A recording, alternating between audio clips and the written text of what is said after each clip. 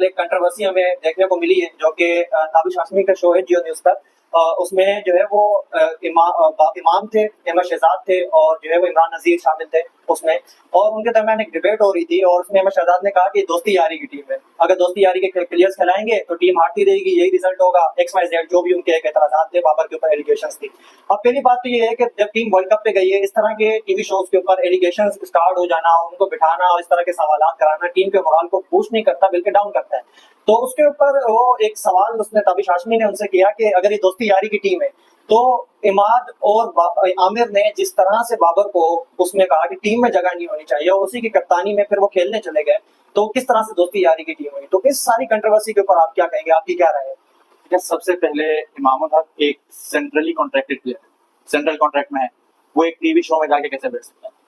कोई भी बोर्ड अपने प्लेयर को अलाउ ही नहीं करता, अगर वो सेंट्रल कॉन्ट्रैक्ट में है तो वो एक टीवी शो में जाके अपना ओपिनियन दे। भाई आप मीडिया कवरेज आपको अलाउ नहीं करते जब तक आप बोर्ड ऑफिशियली मीडिया कवरेज करवाते हैं। इसके अलावा हमारा बोर्ड जो है उसके हमारे सेंट्रली कॉन्ट्रैक्टेड प्लेयर मुख्तलिफ टीवी चैनल्स पे जाके इस तरह की बातें करते हैं। अच्छा, ये बातें करवाता कौन है?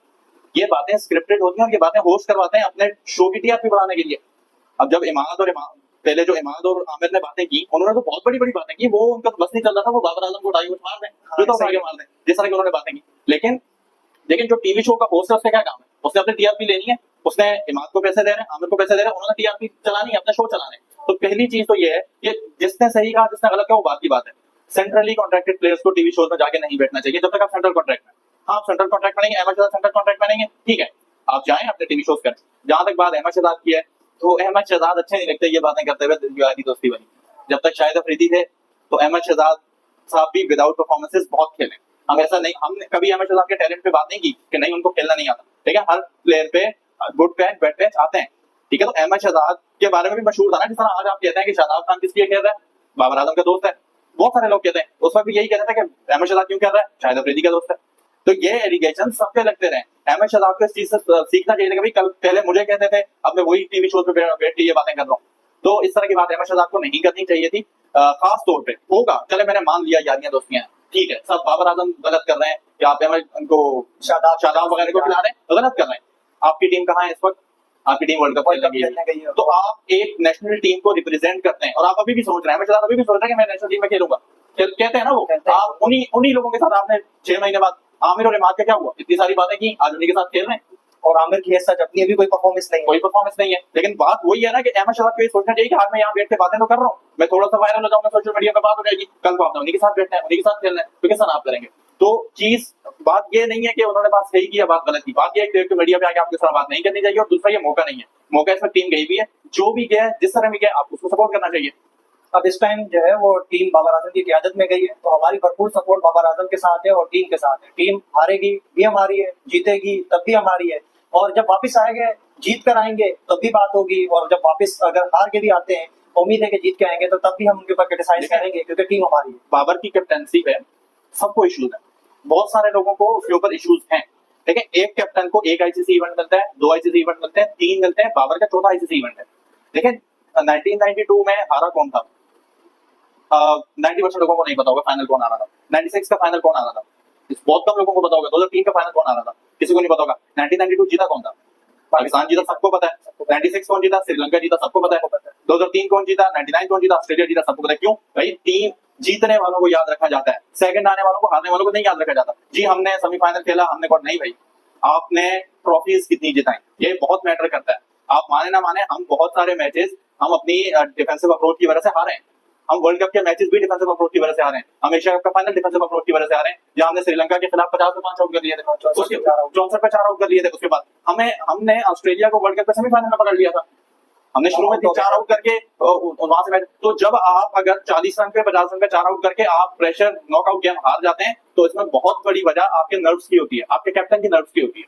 आपके कैप्टन के नर्व्स इतने स्ट्रांग होने चाहिए। कोई नया कैप्टन नहीं, आप 4 आईसीसी इवेंट्स में कैप्टनसी कर चुके हैं, तो आपके नर्व्स इतने स्ट्रांग होने चाहिए कि आप किसी भी किस्म का नॉकआउट गेम हो उसमें आप अपने नर्व्स की कंट्रोल करके और उसको जीत सकें। बात ये नहीं है कि हमने सेमीफाइनल खेला, हमने फाइनल खेला, कोई नहीं याद रखता। याद रखा जाता है आपने जीता है, आपके पास ट्रॉफी है, तो वो चीजें देखी जाती है। हाँ, एक टाइम वो भी था, हम इस पे कभी भी नहीं कहते कि हम वर्ल्ड कप के पहले राउंड में भी बात होते रहे। हाँ होते रहे।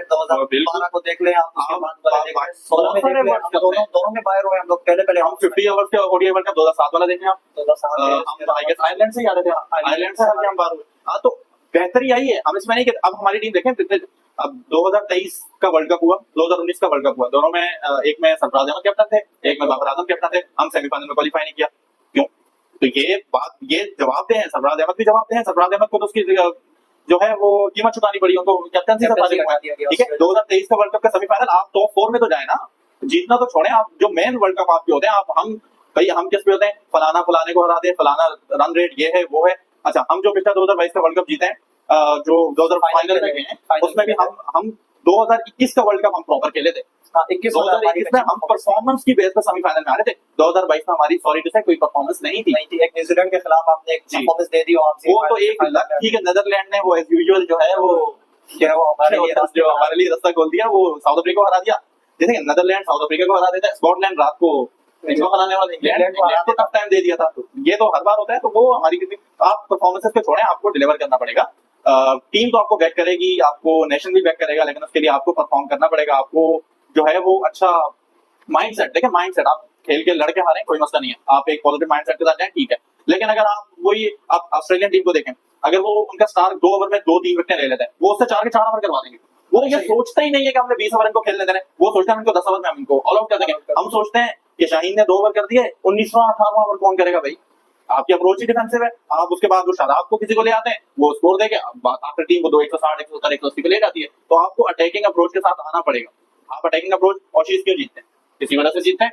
अटैकिंग अप्रोच कोई मसला नहीं। ऑस्ट्रेलिया और अफगानिस्तान वाला मैच था, वो भी मैक्सवेल ने किसी ने सोचा ही नहीं था कि मैक्सवेल जो है 200 करके मैच जितवा देगा, सिंगल हैंडेडली उसने अटैक करके जितवा दिया। उस दिन वो यूएसए और कनाडा के दरमियान जो मैच हुआ है, उसमें भी यूएसए के खिलाड़ी जो जोन्स हैं, उन्होंने अटैक किया है तो टीम जीती है ना। 10 छक्के मारे हैं, तो 10 छक्के मारने के लिए आपको अटैक करना पड़ता है, बैट चलाना पड़ता है। T20 वर्ल्ड कप ही आप जीत सकते हैं। T20 में 1 ओवर काफी होता है मैच को पलटने के लिए। आप 6-7 रन के एवरेज से जा रहे हैं, 1 ओवर आप 20-22 रन का खेल लें, आपका मोमेंटम ही चेंज हो जाता है। आप एक टीम बहुत अच्छा खेल रही है, 1 ओवर में 2-3 विकेटें गिरी, तो टीम डाउन हो जाती है।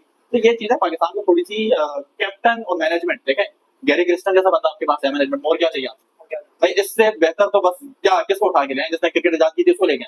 गैरी क्रिस्टन से बड़ा कोई भी नहीं होता, अप्रोच बदलनी होगी। गैरी क्रिस्टन आपको खेलना नहीं सिखाना, आप खेलना सीख के आए हैं टीम में आके कोई नहीं सीखता। ये सब सीखे, ये 22 करोड़ आवाम में से 11 लोग सेलेक्ट होते हैं, ये सब सीख के आए होते हैं। इनके सिर्फ अप्रोच और टेक्निक्स वगैरह आपको कोचेस बता सकते हैं।